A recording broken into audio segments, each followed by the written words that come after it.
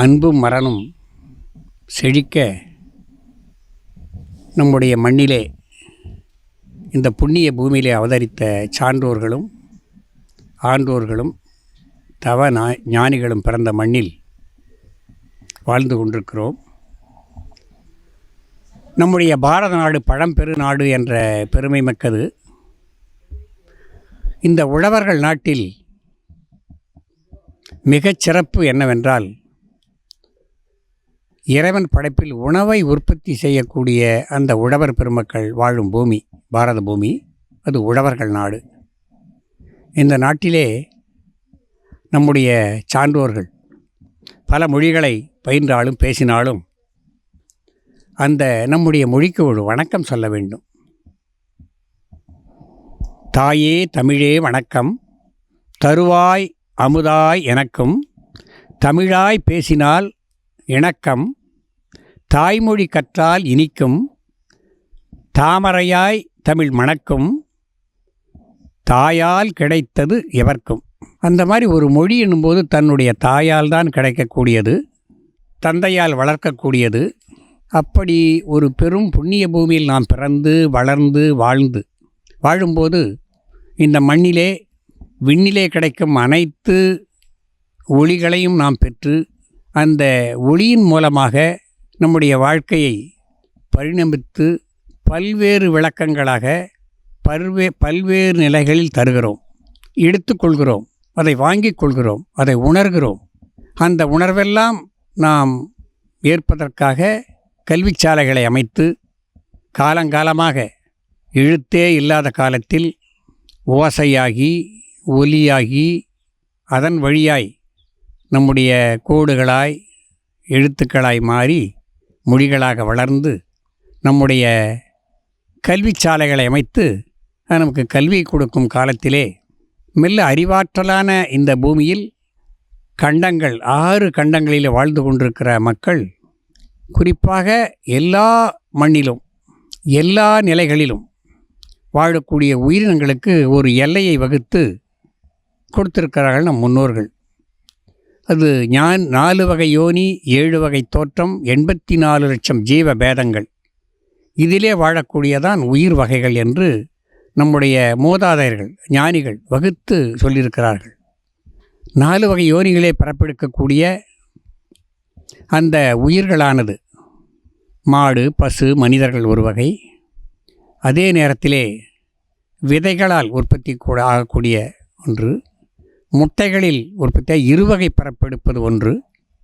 அதே நேரத்தில் விதை போடாமலே பூஞ்சி, பூச்சணங்கள், பாசிகள் உண்டாகக்கூடிய, மரங்களில் உண்டாகக்கூடிய அந்த பில்லிகள், இந்த மாதிரி பிறப்பக்கூடிய வகைகள். இந்த மாதிரி 4 வகை யோனியிலே பிறக்கக்கூடிய இந்த ஜீவராசிகள் தான் இந்த உலகத்திலே இன்று பரிணமித்து வாழ்ந்து கொண்டிருக்கிறது. இந்த வாழ்க்கையிலே மனிதன் மிக மேலாக கருதப்படுகிறான். ஆனால் மேலாக கருதப்படுகிறான் தான் இந்த ஜீவன்கள், அத்தனை ஜீவன்களையும் இவன் ஆளக்கூடிய ஒரு வல்லமையை இறைவன் கொடுத்திருக்கிறார். அந்த வல்லமை எங்கிருந்து கிடைத்தது, எப்படி கிடைத்தது என்றால், அதனால்தான் அந்த பரிணாம வளர்ச்சி என்று சொல்வார்கள். புல்லாய் பூடாய் புழுவாய் பாம்பாய் பறவையாய் பல்விருகமாய் என்று மாணிக்கவாசகர் சொன்னது போல வளர்ந்து அது பரிணமித்து மேலோங்கி நிலையில் இருக்கும்போது மனிதன் மனம் உள்ளவன், மனம் உள்ளது தான் மனிதனாக பிறப்பெடுத்தது என்று மனிதன் அந்த மனம் உள்ளவன். மற்றத்துக்கு மனம் இருக்கும், ஆனால் இவ்வளவு தெளிவு இருக்காது என்பதாக மனிதன் மனம் உள்ளவன் என்று சிறப்பிக்கப்படுகிறது.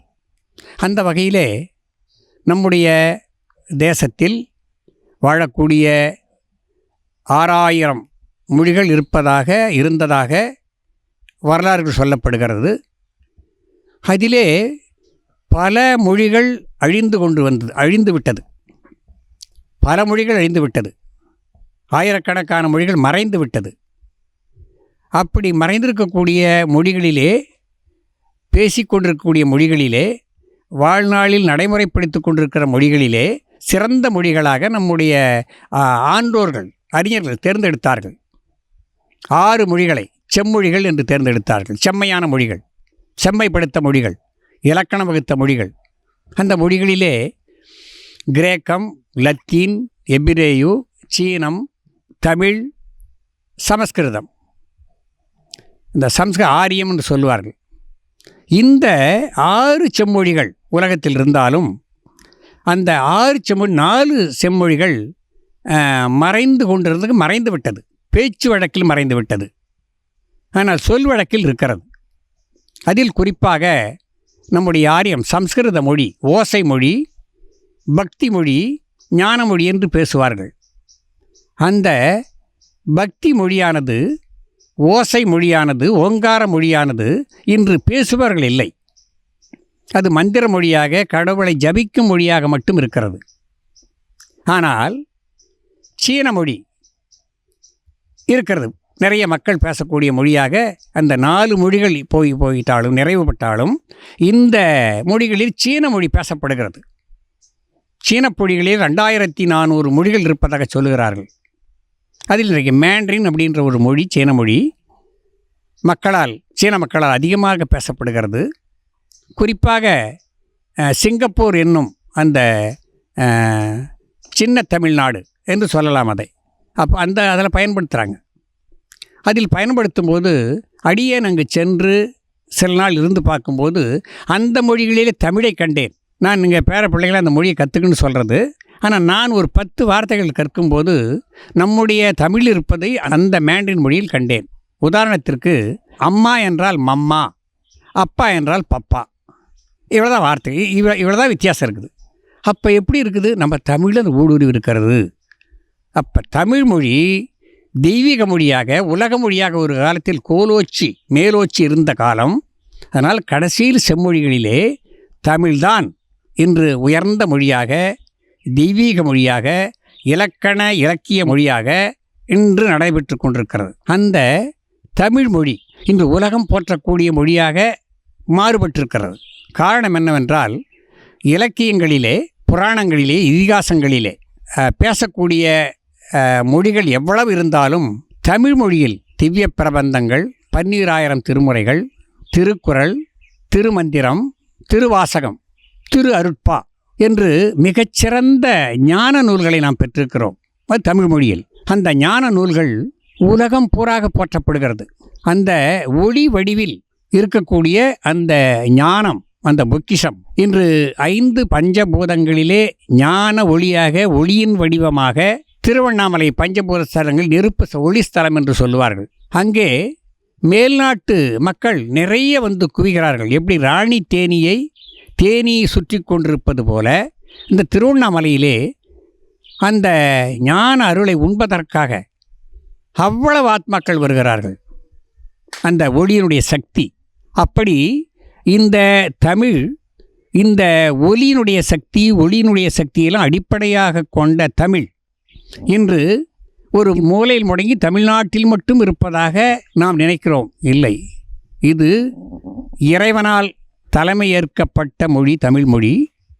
தமிழ் என்றால் அமிழ்தம் என்று சொல்வார்கள். தமிழ் என்றால் தெய்வமே தமிழ்தான், தமிழ்வே தெய்வம். ஏனென்றால் நம்முடைய இறைவன் ஈசன் வந்து தலைமை தாங்கி பாண்டிய நாட்டிலே சுந்தரேஸ்வரராக வந்து மீனாட்சியை திருமணம் செய்து அங்கு ஆண்டு அனுபவித்து அந்த சங்கத்திற்கு தலைமை தாங்கியிருக்கிறார். அதற்கடுத்து முருகப்பெருமான் தலைமை தாங்கியிருக்கிறார் தமிழுக்கு. முதல் சங்கம், இடைச்சங்கம், கடைச்சங்கம், 4வது சங்கம், 5வது சமணர்களும் ஒரு சங்கம் அமைத்திருக்கிறார்கள். இப்படி 2 சங்கங்கள் தென்கடலிலே மூழ்கிவிட்டதாக வரலாறு. அப்படி மூழ்கிவிட்ட அந்த தமிழ் மண் போக, அந்த மூழ்கிவிட்ட தமிழ் மண்ணில்தான் மனித குலம் தோன்றியதாக வரலாறு. அந்த மனித குலம் அங்கிருந்து தோன்றி வளர்ந்து வாழ்ந்து மொழியை நமக்கு கொடுத்த பூமி. அதனால்தான் எங்குமே எந்த உலகத்திலுமே சங்கம் வைத்து மொழி வளர்த்த நாடு எங்கும் இல்லை. அதில் பாரத தேசத்தில் குறிப்பாக தென் தமிழ்நாட்டில்தான். அதில் முதல் சங்கம், இடைச்சங்கம் 2ம் மறைஞ்சு போச்சு. கடைச்சங்கம் மதுரையிலே ஆரம்பித்து கடைசியில் அது முடியும் போது பாண்டித்துறை 4வது தமிழ்ச்சங்கம் ஆரம்பித்தார் பாண்டித்துறை தேவர். அப்படி ஒரு சங்கம் வளர்த்த இந்த தமிழ் மொழி, இந்த தமிழ் மொழி நமக்கு கிடைத்திருக்கிற இந்த அருட்பாக்கள், நமக்கு எடுத்து வந்த பெருமை, இந்த பெருமையெல்லாம் நாம் உணர வேண்டும்.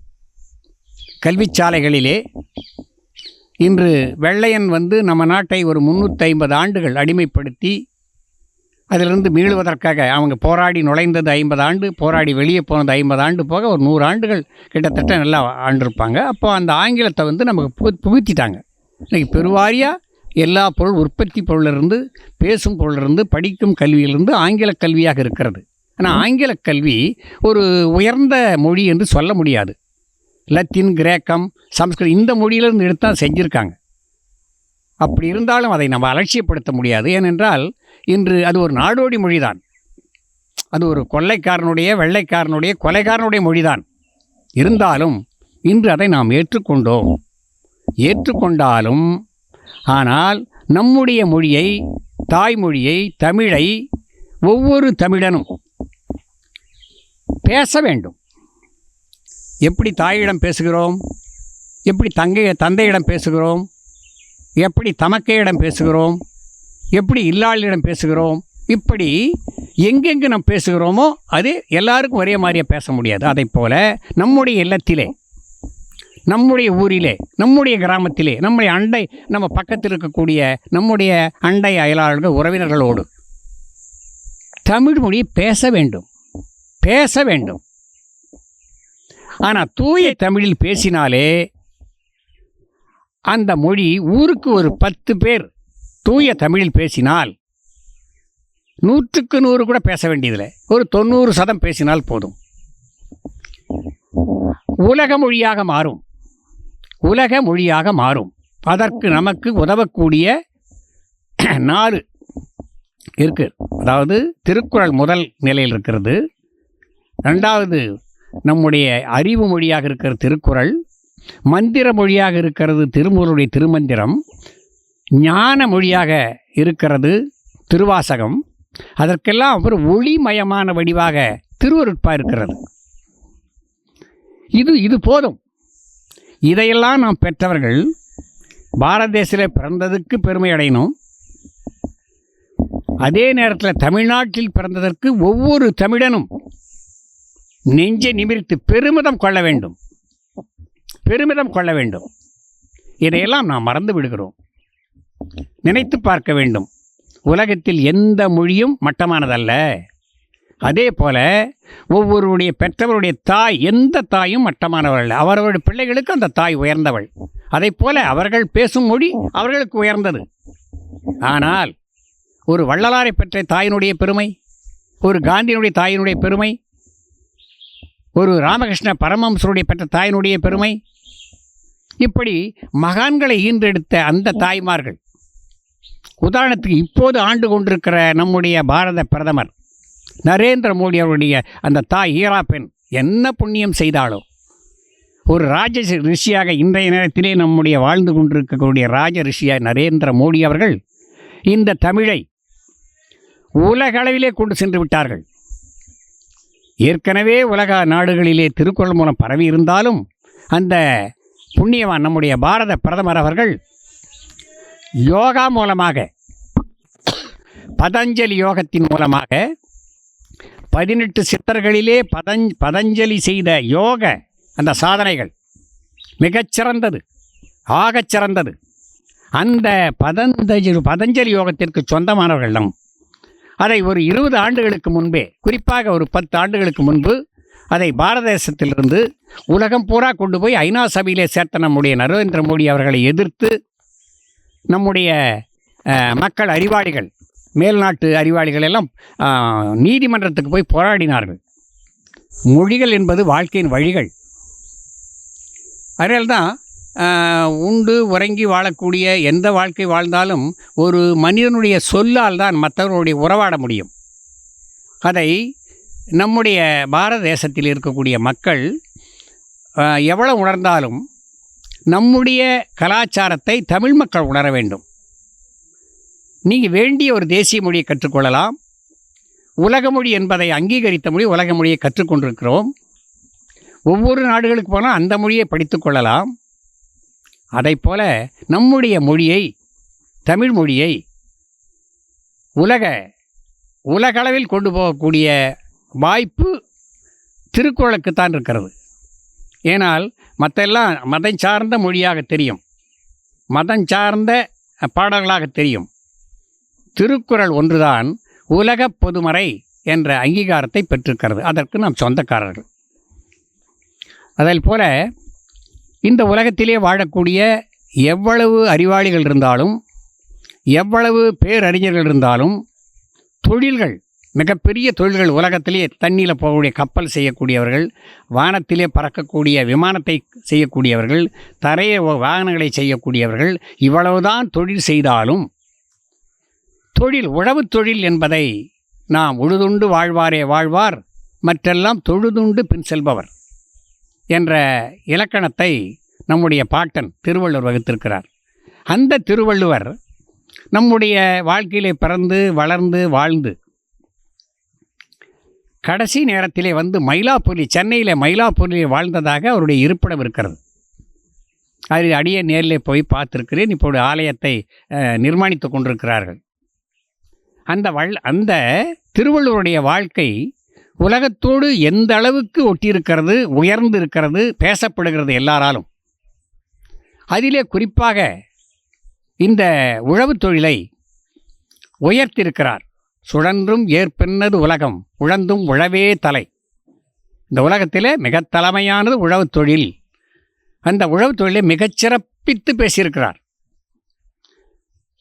அதே நேரத்தில் இந்த உலகுக்கு உணவூட்டக்கூடிய அந்த தொழிலை அரசாங்கமும் நம்மவர்களும் மேம்படுத்தக்கூடிய அளவுக்கு உழைத்து இந்த நேரத்திலே உணவு உற்பத்தியை மிகச்சிறப்பாக செய்து கொண்டிருக்கிறார்கள், செய்து கொடுத்து கொண்டிருக்கிறார்கள். உணவிலும் தன்னிறைவடைந்திருக்கிறோம். உழவு தொழில் என்பதற்கு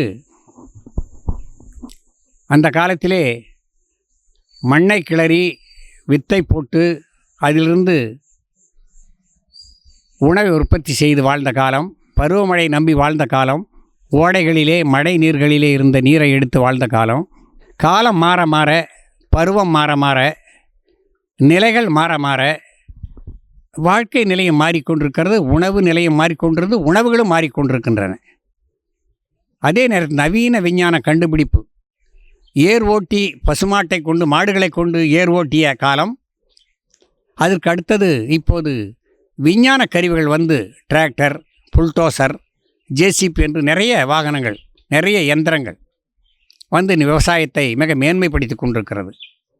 மின்சாரம் கண்டுபிடித்த காலத்திற்கு பின்னால் இந்த யுக தர்மங்களும் யுக தொழில்களும் நிறைய மாறிக்கொண்டிருக்கிறது.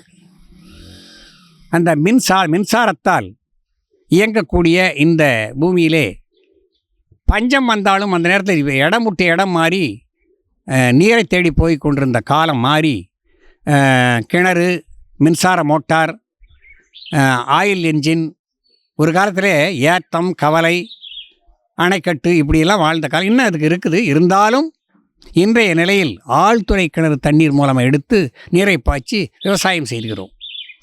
அப்படி விவசாயம் செய்து கொண்டிருக்கிற பஞ்ச தேசத்தில் கூட, உதாரணத்துக்கு இஸ்ரேல் போன்ற நாடுகள், மணல் பிரதேசம், பஞ்ச பிரதேசம், பருவமழை தவறிய ரொம்ப குறைவாக மழை பெய்யக்கூடிய அந்த நாட்டிலே இப்போதெல்லாம் தெளிப்பு நீர், சொட்டு நீர் என்று போட்டு அவர்கள்தான் கண்டுபிடித்து இந்த உலகத்திற்கு அதை வழங்கியிருக்கிறார்கள். அவர்கள் மிகப்பெரிய அறிவாளிகள். அதை சொல்ல வேண்டுமானால் உலகத்திலே யார் மிகப்பெரிய அறிவாளிகள் என்று பேசும்போது நீங்கள் உலகத்திலே யூதர்களை எடுத்துக்கொள்வார்கள். உலகத்தில் கொஞ்சம் கண்டுபிடிப்பு, உழைப்பு, முக்கியமான ஒரு நிகழ்ச்சிகள் செய்யக்கூடிய ஒரு ஆற்றல் உள்ளவர்கள். அதற்கு அடுத்தது பாரத தேசத்திலே வடநாட்டில் இருக்கக்கூடிய சில மக்களை சொல்லுவார்கள். குறிப்பாக அவர்கள் ரொம்ப சிறப்பாக அந்த இதெல்லாம் செய்வாங்க. பஞ்சாப் அந்த போன்ற பகுதிகள், ஹரியானா போன்ற பகுதி, பஞ்சாப் போன்ற நாளந்தா சர்வகால ஏற்பட்ட பகுதிகளில் இருக்கக்கூடிய அந்த மக்களை சொல்வார்கள். தமிழ்நாட்டிலே செட்டிநாட்டு மக்களை குறிப்பிடுவார்கள். அவர்கள் கல்வி, ஆன்மீகம், ஆலயப்பணி, தேசப்பணி, கலைப்பணி இதெல்லாம் கொஞ்சம் முன்னோடியாக இருப்பாங்க. அப்படி இருக்கக்கூடிய மக்கள் தமிழ்நாட்டில். ஏன் அதை சொல்கிறோம்னு சொன்னால், அப்படி வாழக்கூடிய இந்த மக்கள் வாழ்கின்ற தேசத்திலே உணவு உற்பத்தி செய்து கொடுக்கக்கூடிய இந்த உழவர் பெருமக்கள் காலம் காலமாக வாழ்ந்து கொண்டு, உழைத்து கொண்டு, உற்பத்தி பெருக்கி கொண்டிருந்தாலும் அவர்கள் பொருளாதாரத்திலே தன்னிறைவு அடைந்ததாக இன்னும் இல்லை. அன்றே கூட சொல்லுவார்கள், உழவன் கணக்கு பார்த்தால் உழக்கும் மிஞ்சாது அப்படின்னு சொன்னது. இன்றைக்கி அந்த நிலை இருக்குது. நான் ஒரு விவசாயி, இன்றைக்கி விவசாயம் தான் செஞ்சு கொண்டிருக்கிறேன். என்னுடைய வயசு இன்றைக்கி 80 வயது. என்னுடைய குறிப்பாக இந்த பகுதியில் வாழ்ந்திருக்கக்கூடிய என்னுடைய முகவரியை நாங்கள் சொல்ல வேண்டியதாக இருக்குது. குறிப்பாக தமிழ்நாட்டில் தருமபுரி மாவட்டம், அதியமான் ஔவைக்கு நெல்லிக்கனி இருந்த மையந்த மாவட்டம், அதிகமாக மாங்கனி கொடுக்கக்கூடிய மாவட்டம். அதிலே நாங்கள் தீர்த்தமலை என்ற ஒரு மலைக்கு பகுதியில், கிழக்கு பகுதியில், தருமபுரி மாவட்ட கிழக்கு எல்லை பகுதியில் நரிப்பள்ளி என்ற கிராமம், நாகமரத்து பள்ளம், அந்த இடத்திலே கோகுலம் பண்ணை திருக்குறளம் என்று என்னுடைய இல்லத்திற்கு பெயர் வைத்து அந்த இடத்திலே வாழ்ந்து கொண்டிருக்கிறோம். நாங்கள் ஒரு தமிழ்ச்சங்கம் நடத்தி கொண்டிருக்கிறோம். அந்த தமிழ்ச்சங்கம் நடத்தி கொண்டிருக்கிறேன். அதே நேரத்திலே அந்த விவசாய சங்கத்திலே ஈடுபாடாக இருந்து பல நூல்களை, ஒரு 9 நூல்களை ஏற்றியிருக்கிறேன். அதில் குறிப்பாக உலகை காக்கும் உழவர் முழக்கம் என்ற நூல் அரசாங்கம் அதை எடுத்துக்கொண்டிருக்கிறது. அந்த நூல் 2009 ஏவா வேலு என்ற அமைச்சர் செல்லமுத்து தலைமையில் நடந்தக்கூடிய ஒரு விவசாயிகள் மகாநாட்டில் அந்த நூலை வெளியிட்டார்கள். அந்த நூலிலே இந்த நீரை பற்றிய ஒரு 10 பாடல் எழுதி அதை வெளியிட்டேன். அந்த தண்ணீருடைய சிறப்பை அது சொல்லும், உணவுடைய பெருமை சொல்லும், ஆட்சியினுடைய பெருமையை சொல்லும், மக்களுடைய அந்த அதிகாரத்தையும் விவசாயியுடைய ஏமாளித்தனத்தையும் அந்த பாடல் 108 பாடல் சொல்லியிருக்கிறேன். அதை எடுத்துத்தான் எனக்கு தமிழ்நாடு அரசு, அண்மை காலத்திலே வாழ்ந்த ஆட்சி நடத்திய நம்முடைய எடப்பாடி பழனிசாமி அவர்கள் இப்போ முதலமைச்சராக இருக்கிற காலத்தில் எனக்கு தமிழ்ச்செம்மல் விருதும் தமிழ் அறிஞர் விருதும் வழங்கினார்கள்.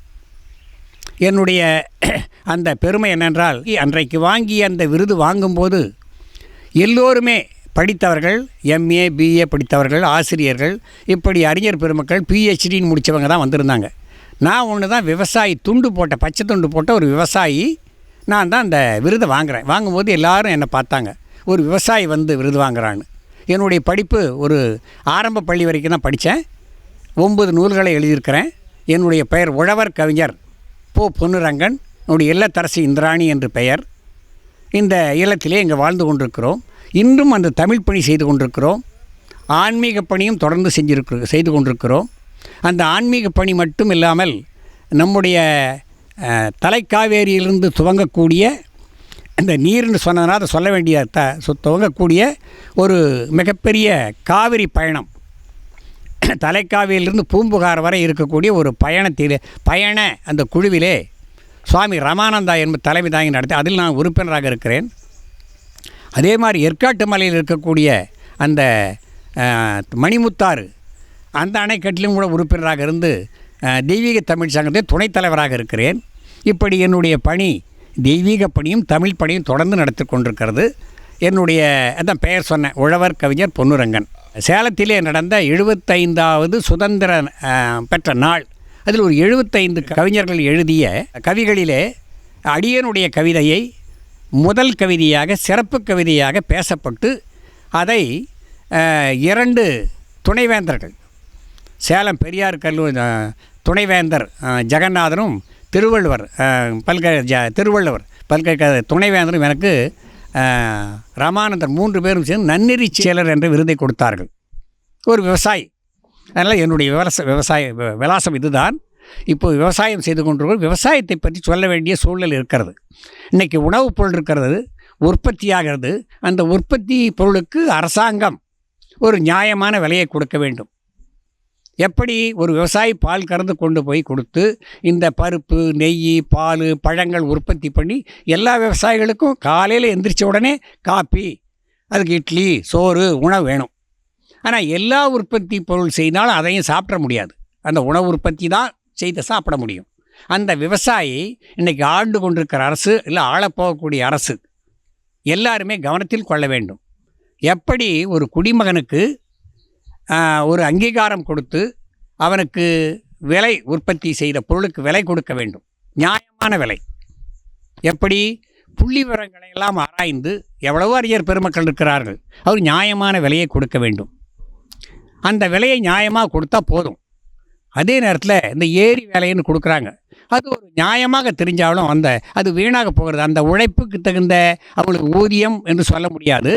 அதே நேரத்திலே அது அந்த நியாயமான முறையில் நடத்துறதுக்கு பாடுபட வேண்டும். அவர்களுக்கு விவசாயத்தில் வாய்ப்பளிக்க வேண்டும். அதை அரசாங்கம் கவனத்தில் கொள்ள வேண்டும்.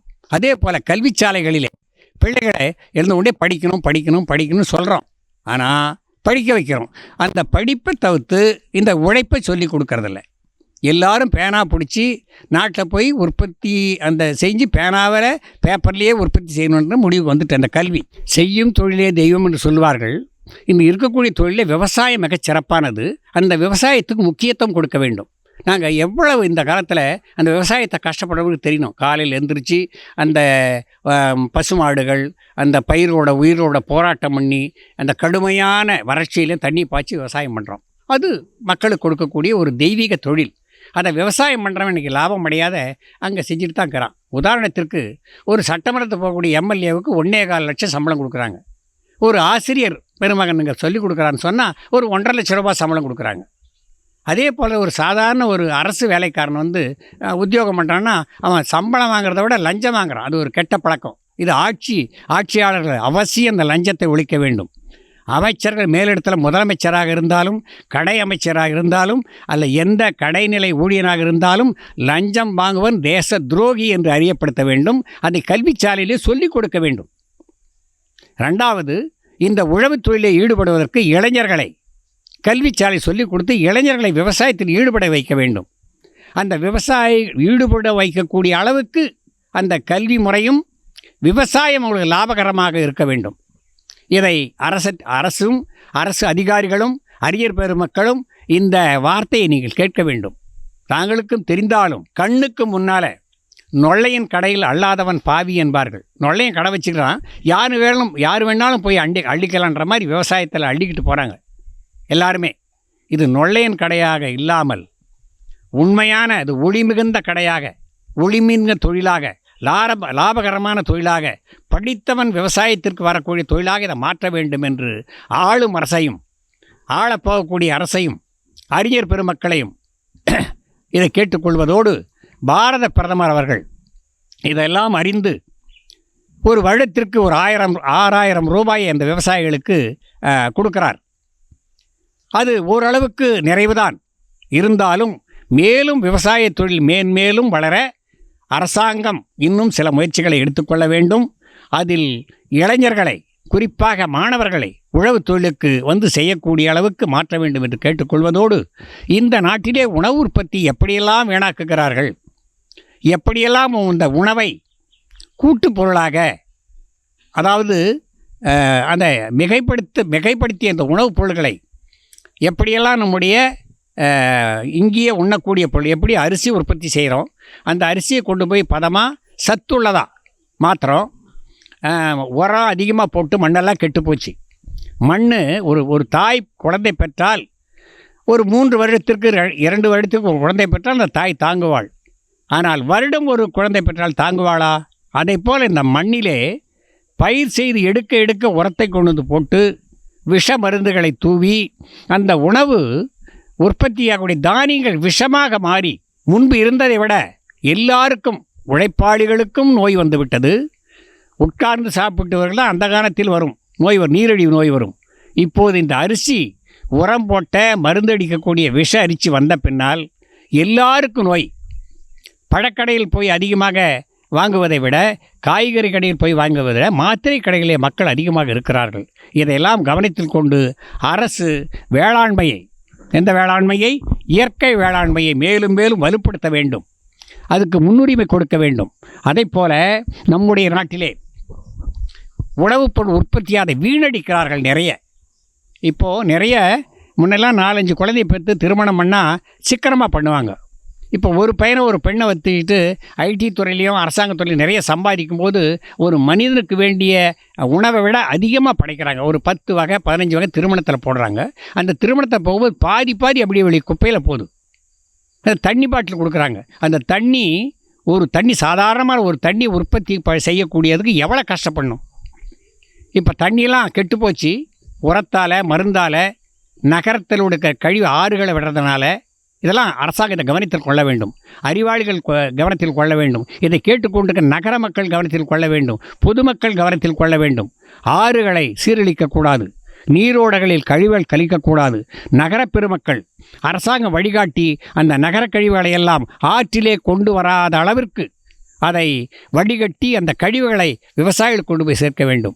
அதே போல் ஒரு மரத்தில் இருக்கக்கூடிய சரகு மரத்தில் விழுந்து அதற்கே உணவாகுவது போல எப்படி மாட்டு மலம் விவசாயத்துக்கு உதவுவது போல் மனித மலங்களும் கழிவோடு சேர்ந்து இயற்கையாக மண்ணுக்கு உதவணும்.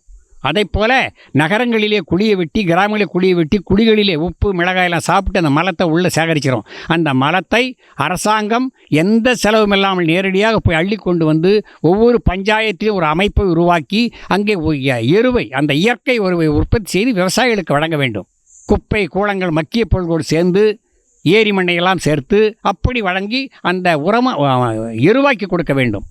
அப்படி கொடுத்தால்தான் இந்த மண் நல்ல மண்ணாக மாறும், மண்புழு இருக்கக்கூடிய மண்ணாக மாறும். இதையெல்லாம் அரசாங்கம் செய்ய வேண்டும் என்று கேட்டுக்கொள்கிறேன். அதே போல் உணவு உற்பத்தி செய்யக்கூடிய இப்போ இடத்திலே திருமணத்தில் போகும்போது நம்ம என்ன சொல்கிறோம், சாதம் கொண்டா சோறு கொண்டான்னு சொல்கிறத விட ரைஸ்ன்னு சொல்கிறோம். இதெல்லாம் நீங்கள் மாற்றணும். சாதம் கொண்டாங்க, சோறு கொண்டாங்க, பேச்சு வழக்கில் கூட நம்முடைய மொழி அங்கே புகுத்தணும். அங்கே மொழி விளையாடும். அதே நேரத்தில் அங்கே சுத்தம் இருக்கணும், சுகாதாரம் இருக்கணும். எங்கெல்லாம் வெளியெல்லாம் மெரிச்சிக்கொண்ட மிதிவெடியோட செருப்பை போட்டுக்கொண்டு சமையல் அறையில் போய் அந்த செருப்பை போட்டு நடக்கும்போது அங்கே இருக்கிற கழிவுகள், அசுத்தங்கள் எல்லாம் அங்கே சேரும். அது கிருமிகள் வரும். அப்போ என்ன செய்யணும், சுத்தம் யாரும் சுகாதாரம் படித்தவங்க பூரா அத்தனை பேரும் அங்கே போய் அசிங்கம் பண்ணுறது, அந்த தண்ணி மீட்டி போடுறது, சாப்பாட்டை பாதியை வெளியெடுத்து கொட்டுறது, அதையெல்லாம் கவனத்தில் கொண்டு ஒவ்வொரு மனிதனும் சிந்திக்க வேண்டும். அளவோடு போதும், இவ்வளோ சாப்பாடு வீணடிக்கக்கூடாது. அந்த உணவு உற்பத்தியினுடைய விலை என்ன, அந்த பொருளுடைய மதிப்பு என்ன, ஒரு குவளையினுடைய தண்ணியுடைய விலை என்ன. அதற்காக அடியேன் நீருக்காக ஒரு பாட்டு எழுதினேன். என்ன, தண்ணீருக்காக இந்த உலகைக்காகவும் உழவர் முழக்கம் என்ற நூலிலே ஒரு 10 பாடல்களே ஒரு பாடலை உங்கள் முன் வைக்கிறேன். தண்ணீர் தாண்டா தங்கம், அதை தவறவிட்டா பங்கம், அணை கண்ட இடத்தில் தங்கும், அதிலே செல்வம் பொங்கும், உன்னீர் வானில் சிந்தும், உணவாய் மண்ணில் முந்தும், தண்ணீர் அற்றால் எங்கும் கண்ணீர்தானே மிஞ்சும், எண்ணீர் மனதில் கொஞ்சம், மண்ணில் இதனருள் விஞ்சும், அனைத்தும் நீரின் தஞ்சம், கடலினில் ஜனத்திரள் மஞ்சம். தண்ணீர் தாண்டா தங்கம், அதை தவறவிட்டா பங்கம், அணை கண்ட இடத்தில் தங்கும், அதிலே செல்வம் பொங்கும், பசுமை அழகின் அங்கம், பருகிய மரங்களின் சங்கம், பசியெனும் உயிருக்கு உணவாய் பயணக் கடலாம் பாதை, பனிமலை மேவிட அழகாம், பாதையில் நின்றால் தொலைவாம், பனி என மகிழ்வார் வெளிநாட்டில், பயந்து துடிப்பார் நம் நாட்டில், பூமியில் படுமுன் அமுதம், புயல் மழை மிகப்பட கோபம், வானத்தில் கண்டால் மேகம், பூமிக்கு அதன் மேல் மோகம், தண்ணீர் தாண்டா தங்கம், அதை தவறவிட்டால் பங்கம், அணை கண்ட இடத்தில் தங்கும், அதிலே செல்வம் பொங்கும். இப்படி அந்த தண்ணீரின் மிகை பற்றி 10 பாடல் எழுதியிருக்கிறேன். துளித்துளியாய் விழுந்ததம்மா பூமியின் மேலே, துளித்துளியாய் விழுந்ததம்மா பூமியின் மேலே, துன்பமெல்லாம் பறந்ததம்மா உழுவதினாலே, உழவன் உழுவதினாலே. நீர் மண்ணிலே விழுந்து விட்டால் போதாது, மரம் செடி கொடி வடல் பூத்து காய்த்து பருவங்களில் வரும். ஆனால் உழவன் மண்ணிலே விதைத்தால்தான் அந்த விதை போடுவதற்கு எத்தனையெல்லாம் உழவெடுக்கணும், எரு போடணும், பருவத்தில் பயிர் செய்யணும், உற்பத்தி செஞ்சு உழைப்பை கொடுக்கணும். அந்த உழவனை மதிக்கணும். எப்படி பெற்றோர்கள் தன்னுடைய பிள்ளைகளை வளர்த்து ஆளாக்கி அவர் உணவூட்டி சீராட்டி உடையணிந்து கல்வி சாலைக்கு அனுப்பி வளர்ப்பது போல விவசாயி உற்பத்தி செய்த பொருளை கொடுக்கும்போது அந்த பிள்ளைகள் எப்படி நம் தாய் தப்பன் பார்க்கணும், அது மாதிரி இந்த விவசாயிகளை அரசு பார்க்க வேண்டும், பொதுமக்கள் பார்க்க வேண்டும். அது கல்வியின் மூலமாக, உழைப்பின் மூலமாக, அந்த பொருள் கொடுப்பதன் மூலமாக அந்த விவசாயிக்கு உயர்வை கொடுக்க வேண்டும். அதே போல் மதிப்பு கூட்டு பொருளை ஒவ்வொரு விவசாயம் பின்பற்றுகிறார்கள். இப்போது பழைய இதெல்லாம் கொண்டு வந்துட்டாங்க. இப்போ ஒரு உலக விவசாயம் வருது, பழைய நிலைகள் மாறி வருது. அந்த இன்னும் நிறைய 100க்கு 1% கூட மாறினதாக தெரியல, இன்னும் மாறணும். உணவு உற்பத்தி எப்படி மாறணும், கழிவுகளை வீணாக்காமல் மலக்கழிச்சல் முதல் கொண்டு நகரக்கழிவு முதல் கொண்டு விவசாய நிலத்திற்கு எருவாக வர வேண்டும். அதற்கு அரசு ஆவணம் செய்ய வேண்டும், பொதுமக்கள் ஒத்துழைக்க வேண்டும். உட்கார்ந்த இடத்திலே 1,00,000 மக்கள், 1 கோடி மக்கள் உற்பத்தி உணவு சாப்பிடுகிறார். அத்தனை பேருக்கும் கிடைக்கிறது. என்ன, காய்கறி கிடைக்குது, கறி கிடைக்குது, கிழங்கு கிடைக்குது, பழம் கிடைக்குது, எல்லாம் கிடைக்குது. அது எங்கேருந்து வருது, விவசாய தொழிலிருந்து வருகிறது. அந்த விவசாயியை நினச்சி பார்க்குறீங்க. ஆனால் அந்த விவசாயிக்காக இந்த அரசாங்கமும் இந்த கல்வி நிலையும் மாற வேண்டும். அந்த கல்வி உழைப்பாக மாற வேண்டும், உழைக்கிற கல்வியாக மாற வேண்டும், பெற்றோர்களுடைய பாதுகாக்கும் கல்வியாக மாற வேண்டும், தேசபக்தி உள்ள கல்வியாக மாற வேண்டும், ஒழுக்க செயலர்கள் வாழும் கல்வியாக வேண்டும். ஆனால் படித்தவன் தான் மக்களை சுரண்டி லஞ்சம் வாங்குகிறான். அந்த மக்களால் ஓட்டு போட்ட அமைச்சர்கள் தான் லஞ்சமாக்கி நாட்டையே கொள்ளையடித்து அதாவது குற்றவாளி கைதிகளாகி குற்றவாளி கூண்டிலே ஏறக்கூடிய நிலைக்கு தள்ளப்படுகிறார்கள். நாம் வேண்டுவது ஒரு உணவு, அவ்வளோதான். ஒரு 1/4 கிலோ 1/2 கிலோ சாப்பிடுவோமா? ஒரு வீடு போதுமே, ஒரு கார் போதும், பங்களா போதும். ஆனால் 10,000 கோடி கொள்ளையடித்து இந்த மக்களை நேரடியாக திருடி கொண்டு போய் அந்நிய நாட்டில் சேர்த்து அவன் கட்டிய மறுபடியும் அந்த பணத்தை கொண்டு கொடுத்து அவங்கள விலைக்கு வாங்கி அவங்களை அடிமையாக்கி அவங்களை பிச்சைக்காரர்களாக்கி இந்த நாட்டுடைய மக்கள் யார்? இந்நாட்டு மன்னர்கள். பொது உடைமைன்னு ஒரு சட்டம் இருக்கிறது, ஜனநாயகம் ஒரு சட்டம் இருக்குது. ஜனநாயகத்திலே எல்லோரும் இந்நாட்டு மன்னர்கள். இந்த இந்நாட்டு மன்னர்கள் போட்டக்கூடிய வாக்கை வச்சு தான் நீங்கள்லாம் அதிகாரி ஆகிறீங்க, நீங்களாம் அமைச்சராகிறீங்க, ஜனாதிபதி ஆகிறீங்க. ஆனால் இந்த மக்களை நினைத்து பாருங்கள் என்று இந்த ஒலி வாயிலாகவும் ஒளியின் வாயிலாகவும் உங்களை கேட்டுக்கொள்கிறேன். எல்லா மக்களும் நினைத்து பார்க்க வேண்டும். ஆன்மீகம் ஒரு பக்கம், அறிவியல் ஒரு பக்கம், அருளாளர்கள் ஒரு பக்கம். ஆனால் எது இருந்தாலும் பசி வந்திட 10 பறந்து போம் என்பது போல இந்த பசியை போக்கக்கூடிய ஒரு பேரியக்கமானதை ஏற்படுத்திய வள்ளல் பெருமான் நம்முடைய மருதூரிலே ராமையா பிள்ளைக்கும் சின்னம்மைக்கும் பிறந்து ஒரு பசி நீக்கக்கூடிய ஒரு மிகப்பெரிய உணவுச்சாலையை என்று அடுப்பு மூட்டி எரிந்து கொண்டிருக்கிறது என்றால், வெள்ளையன் காலத்திலே கொள்ளையடித்து கொண்டு போய் இந்த நாட்டை பஞ்சமாக்கிய காலத்தில் ஜனங்களுடைய பசியை பார்த்து அந்த வள்ளல் பெருமான் எல்லாருக்கும் பசியக்கூடிய உணவு படைத்தார். இன்றும் அந்த உணவுச்சாலை நெருப்பு எரிந்து கொண்டே இருக்கிறது. அந்த எரியும் கும்பி பசியை போக்கிக் கொண்டிருக்கிறார்கள். அந்த வள்ளலாருடைய இந்த இயக்கமானது இங்கே சிறப்போங்கி வளர்ந்து கொண்டிருக்கிறது. அந்த பசியை போக்கக்கூடிய நிலைதான் விவசாயினுடைய உற்பத்தி நிலை. அந்த உற்பத்தி ஆனால்தான் பசியை போக்கும். அந்த பசியை போக்குவதற்கு உண்டான அத்தனை பொருள்களையும் விவசாயத்தின் மூலமாக கிடைக்கிறது என்றாலும் அதற்கு வேண்டிய உபகரணங்களை செய்யக்கூடிய தொழில் இருக்கிறது. அந்த தொழிலாளிகளையெல்லாம் காப்பாற்றக்கூடியது உணவு தொழில். அந்த உணவு உற்பத்தி வரும்போது ஒவ்வொருவரும் அந்த கூட்டுப் பொருளாக உற்பத்தி பொருளிலே செய்கிறார்கள். அரசாங்கம் செய்கிறது. இன்னும் நேர்மையாக செய்ய வேண்டும். எப்படி ஒரு அரசாங்கத்துக்கு வருபவன் அரசாங்க பள்ளியிலே படித்துவிட்டு அரசியலுக்கு வருபவன் நாட்டை திருடக்கூடாது, தன் உழைப்பிலே நேர்மையாக வாழ வேண்டும் என்று சத்திய பிரமாணம் எடுத்துக்கொள்ள வேண்டும்.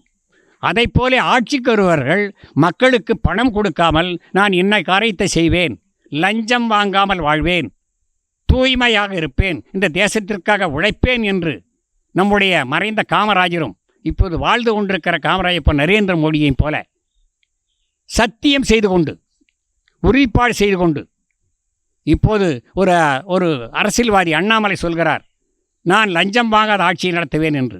அதைப்போல் இப்போது இன்றைய நாளை தேர்ந்தெடுக்கிற ஜோசப் விஜய் அவர்கள் சொல்லுகிறார், நான் லஞ்சம் வாங்காத ஆட்சியை நடத்துவேன் என்று.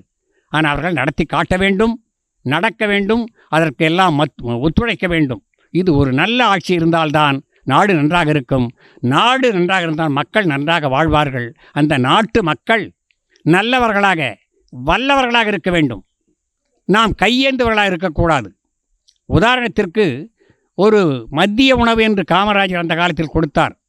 அதே உணவை எம்ஜி ராமச்சந்திரன் அவர்கள் சத்துணவு என்று கொடுத்தார். இப்போது கொடுக்கின்ற ஆட்சியிலே ஓட்டு வாங்கக்கூடிய ஏமாற்று வேலை தான் செய்கிறதாக தெரிகிறது. உணவு பசிக்காக கொடுக்க வேண்டும். பெற்றோருக்கு பிரிக்கக்கூடிய காலை உணவு என்பது நீங்கள் நல்ல எண்ணத்தில் கொடுக்கலாம். அது அந்த பெற்றோருடைய பாசத்தை குறைத்து விடுகிறது, அவருடைய நெருக்கத்தை பிரித்து விடுகிறது என்று இந்த வாயிலாக சொல்லுகிறேன். இந்த காலை உணவு என்பது பிச்சைக்கால கையேன் தட்டியேந்தி பிச்சைக்கால ஆக்கனுடைய நிலை. அது கூடாது. பெற்றோருடைய இருக்க வேண்டும், பெற்றோருடைய பாசம் இருக்க வேண்டும், நேசம் இருக்க வேண்டும், அவருடைய வாசம் இருக்க வேண்டும். அந்த வாசத்தையும் நேசத்தையும் பாசத்தையும் பிரிக்கக்கூடிய தப்பான வழி அரசாங்கம் செய்கிறது என்று நான் கடுமையாக சுட்டிக்காட்ட விரும்புகிறேன்.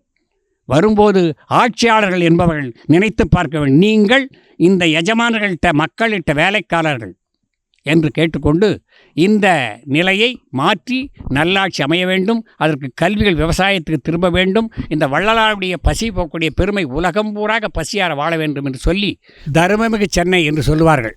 உதாரணத்திற்கு 2015 இயற்கையின் சீற்றத்தினால் மழை நிறைந்து வீதிகளை நிரம்பி தண்ணீர் அடித்து கொண்டிருக்கிற காலத்திலும் இந்த சென்னையில் அத்தனை மக்களும் வந்து உதவினார்கள் அவர்களுக்காக.